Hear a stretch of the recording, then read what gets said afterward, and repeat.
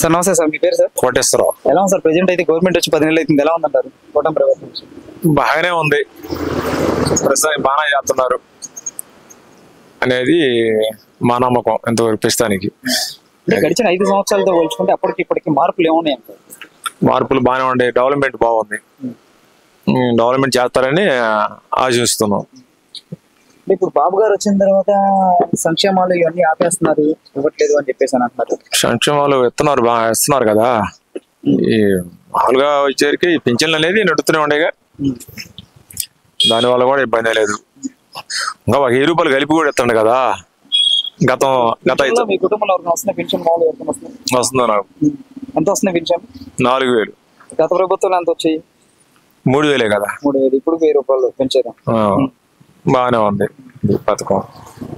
Rajasthan development కావచ్చు, బ్రిడ్జిలు కావచ్చు, ఏదైనా కానీ అన్ని లైన్ పనులు నడుస్తున్నాయి, బాగానే ఉంది అనేది ప్రజెంట్. అంటే రైతులను పట్టించుకోవట్లేదు, ఇప్పుడు గిట్టుబాటు ధరలు లేవు. అది రైతులను పట్టించుకోవట్లేదు అంటే మామూలుగా వచ్చరికి ఇప్పుడు విస్తీర్ణం పెరిగింది. 1 సంవత్సరం పండించే కానీ 2 సంవత్సరాలు పండిస్తే ఇంకా రైతు పండించుకునేది ఏముంది. గవర్నమెంట్ మాత్రానికి ఎంతవరకు సహకరిస్తారు రైతుని, అది పరిస్థితి. మీకు వైసీపీ ప్రభుత్వం ఎలా ఉందంటారు, ఇప్పుడు ఎలా ఉందంటారు? బాబు గారికి ఇటుసరికి జగన్ గారికి తేడా ఏం చెప్తారు?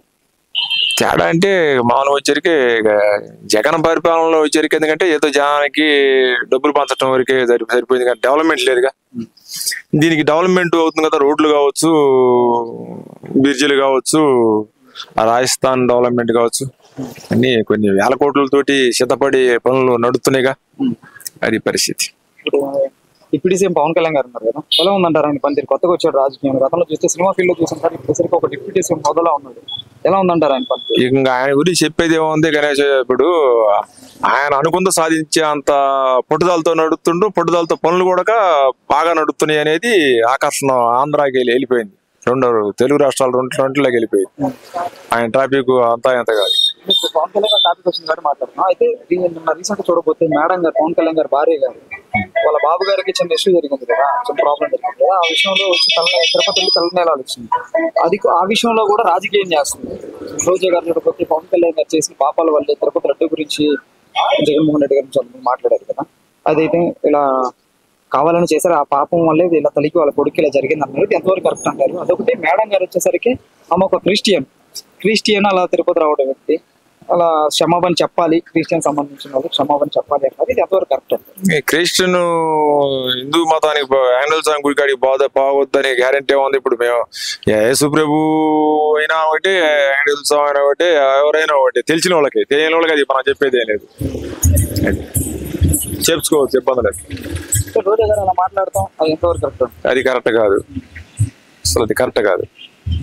ఎందుకంటే వంక అనేది పవన్ కళ్యాణ్కి పెట్టాలంటే కనీసం ఏదో ఏలు వంక పెట్టి పెట్టాం కానీ ఆయనకు వంక అనేది పెట్టడానికి అవకాశం లేకుండా నడిపిస్తుండ రాష్ట్రంలో అటు నడుస్తున్నాయి.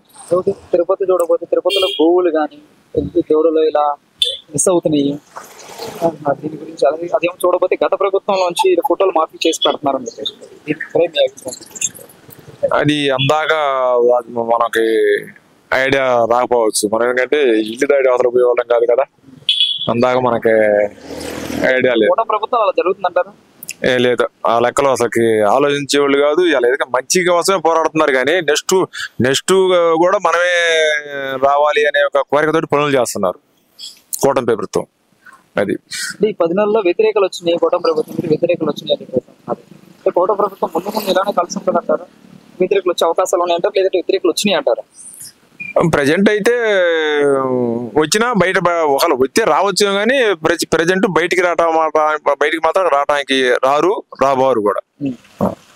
ఇప్పుడు మళ్ళీ జగన్ గారు అధికారంలోకి వచ్చే అవకాశం ఉందంటారు? అది ఇక జరిగేది కాదు, అది ఇక జరిగేదే కాదు. అంటే అంటున్నారు కదా 30 సంవత్సరాలని 2.0 చూపిస్తా, రీసెంట్ చూడకపోతే పోలీస్ వ్యవస్థను కూడా అన్నారు, గుడ్డలు కూడా తీపిస్తారు, 7 సముద్రాల అవతలున్నా సరే వదిలిపెట్టే సమస్య అయితే లేదు, వదిలిపెట్టను అని చెప్పారు. 30 సంవత్సరాలు 2 సంవత్సరాలు 3 సంవత్సరాలు జమినీ ఎలక్షన్ వచ్చిన 4 సంవత్సరాలు ఓటు సాంతంతో ఉండండి అని చెప్పేసి నేనే వస్తాను అంటాడు. దీనిపై అది జరిగేదే కాదు. అసలు ఆయన గురించి ఆలోచించే వాళ్ళు లేరు. ప్రెజెంట్ పవన్ కళ్యాణ్ గురించి ఆలోచిస్తున్నారు.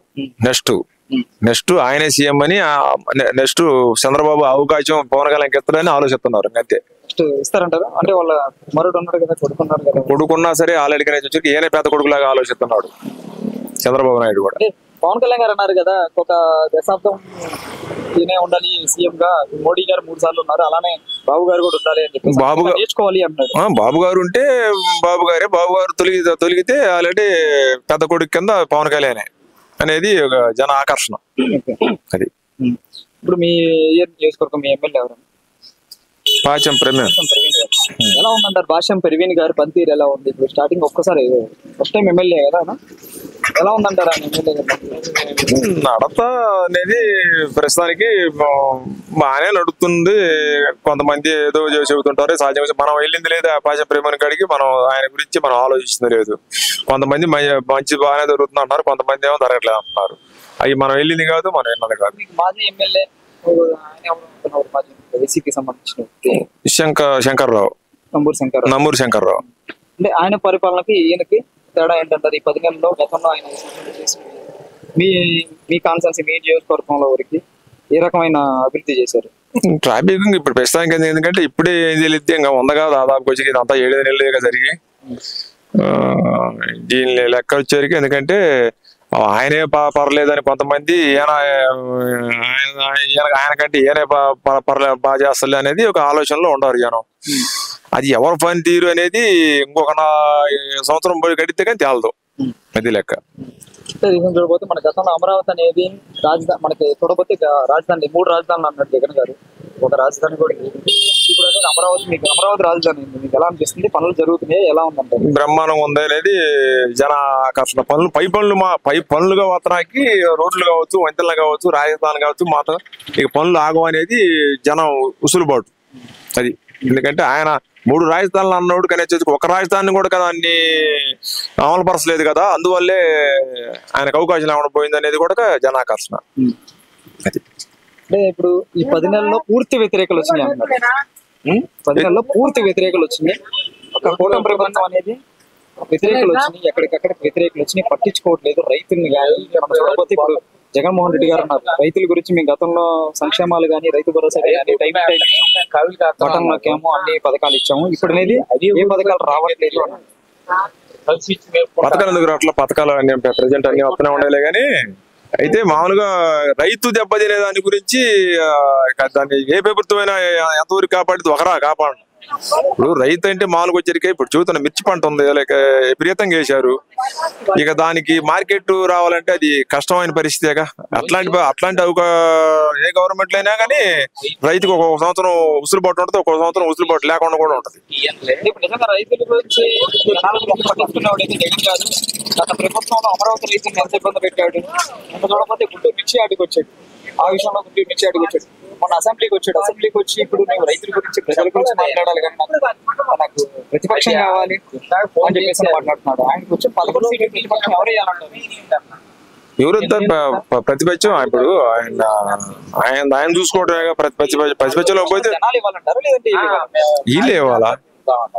జనాలు ఇచ్చేది ఏముంది? ఇప్పుడు వాళ్ళు ప్రతిపక్షంగా వెళ్తే ప్రతిపక్షంలో కూర్చుంటారు, మాట్లాడతారు. మరి వీళ్ళు బాగుంది, ప్రతిపక్షం ఏముంటది? ఇప్పుడు అసెంబ్లీలోకి వీళ్ళు పోతేనే ప్రతిపక్షం అనేది. టైం అనేది అనుకుంటారు కదా, ఆ టైం కోసమే సైన్ పెట్టడానికి వెళ్తున్నారు అని చెప్పేసి వెళ్తే ఎలా ఉంటుంది అంటారు? వెళ్తే బాగానే ఉంటది కదా, కాంపిటీషన్ ఉంటది కదా. అంటే గతంలో చూడకపోతే గొడవలు, అసెంబ్లీలో తిట్టుకోవటాలు ఇవన్నీ ఉండేవి. ఇప్పుడు ఎలా ఉన్నాయంటారు? అసెంబ్లీ సమావేశాలు చూస్తున్నారు కదా, ఎలా ఉందంటారు? ఇప్పుడు అసలు ప్రెసెంట్ చిట్టుకోవటాలు గిట్టుకోవడాలు ఎక్కడ ఆగిపోయినాయి. చంద్రబాబు నాయుడు ఒక దెబ్బ కాపితే అదొకటి. ఇప్పుడు చెప్పాలంటే ప్రతిపక్షం కూడా లేదు, వీళ్ళు చర్చించుకుంటున్నారు. అసలుకి ముందు ఆ తిట్లు ఉంటాన్నాక ఇలా పార్టీ కనపడకుండా పోవటం, ఆ తిట్లు వాళ్ళక అనేది జన ఆలోచన. ఓవరాల్ గా కూటమి ప్రభుత్వం గురించి ఏం చెప్తారు? ఒక మాటలో కూటమి ప్రభుత్వం గురించి ఎలా ఉందంటే గుడ్ అండ్ బ్యాడ్? నెంబర్ 1 ఇబ్బంది లేదు. మళ్ళీ ఇదే వస్తుంది అంటారా? మళ్ళీ ఇదే వస్తుంది, ఇటు రాజు చేయలేదు. ఓకే.